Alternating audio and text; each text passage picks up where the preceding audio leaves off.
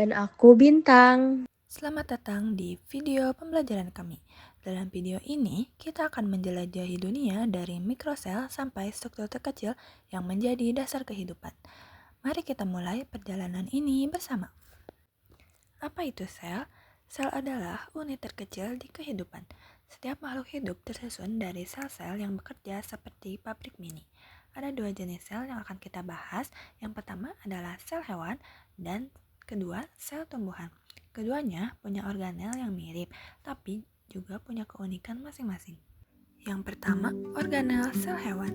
Yang akan kita bahas kali ini adalah mengidentifikasi dan menjelaskan fungsi organel-organel, menggambarkan struktur organel sel hewan, serta menjelaskan bagaimana organel bekerja.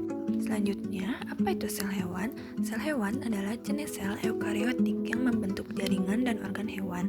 Tidak seperti sel tumbuhan, sel hewan ini memiliki dinding sel atau kloroplas, tetapi mengandung struktur khusus yang disebut organel. Lalu, organel itu adalah struktur terkecil yang ada di dalam sel yang melakukan tugas-tugas spesifik yang diperlukan untuk kelangsungan hidup sel. Organel yang pertama adalah nukleus atau pusat kendali sel. Di dalamnya tersimpan DNA yang berisi semua instruksi kehidupan. Nukleus juga punya nukleolus yang bertugas membuat ribosom. Selanjutnya ada mitokondria atau si pembangkit energi. Organel ini mengubah glukosa menjadi ATP melalui respirasi seluler. Tanpa mitokondria, sel tidak punya energi untuk bergerak, tumbuh, atau memperbaiki diri.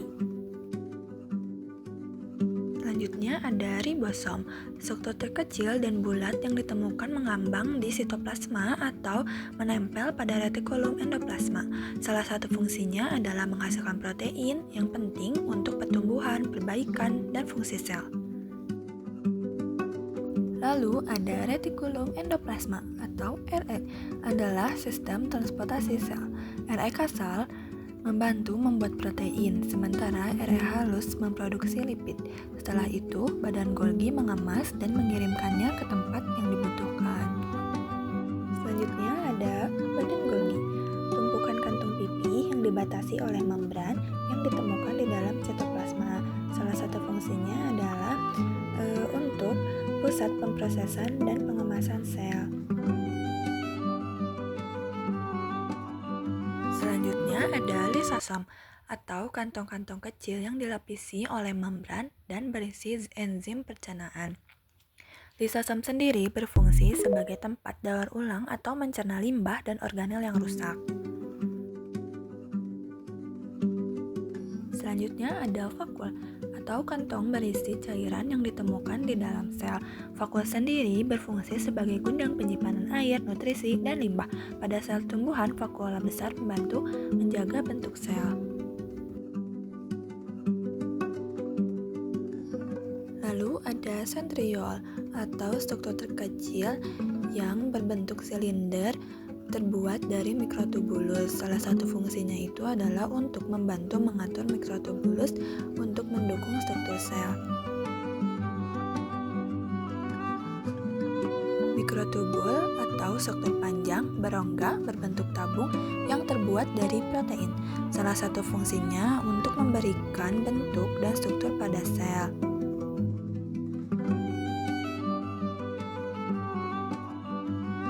Nah, tadi adalah pembahasan tentang organel sel hewan. Selanjutnya kita akan membahas organel sel tumbuhan juga memiliki organel-organel yang sama seperti sel hewan. Di sini aku mau menjelaskan anatomi fisiologi sel tumbuhan. Sel tumbuhan adalah unit struktural dan fungsional terkecil pada tumbuhan, memiliki organel khusus yang mendukung fotosintesis dan pertumbuhan. Nukleus adalah pusat pengendali sel. Fungsi nukleus yaitu menyimpan dan melindungi DNA atau materi genetik, mengatur semua aktivitas sel seperti pertumbuhan dan perkembangbiakan, memiliki nukleolus dapat membentukkan ribosom. Ribosom adalah struktur kecil berbentuk bulat yang berada di sitoplasma atau menempel pada retikulum endoplasma kasar. Ribosom tidak memiliki membran dan ada pada sel tumbuhan maupun hewan. Selanjutnya ada mitokondria yang berbentuk oval memanjang dengan lipatan di dalamnya yang disebut krista. Fungsinya yaitu menghasilkan energi atau ATP. Lalu selanjutnya ada badan Golgi yang berbentuk tumpukan kantong pipih seperti pancake. Fungsinya memodifikasi dan mengemas protein.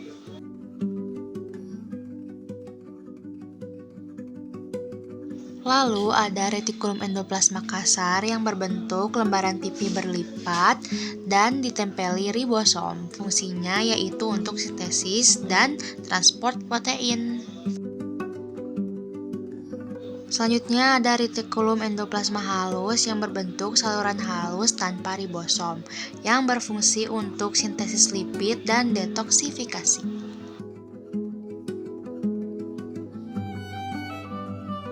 Lalu selanjutnya ada kloroplas yang berbentuk oval yang berfungsi sebagai tempat fotosintesis karena mengandung klorofil atau organel hijau pada sel tumbuhan.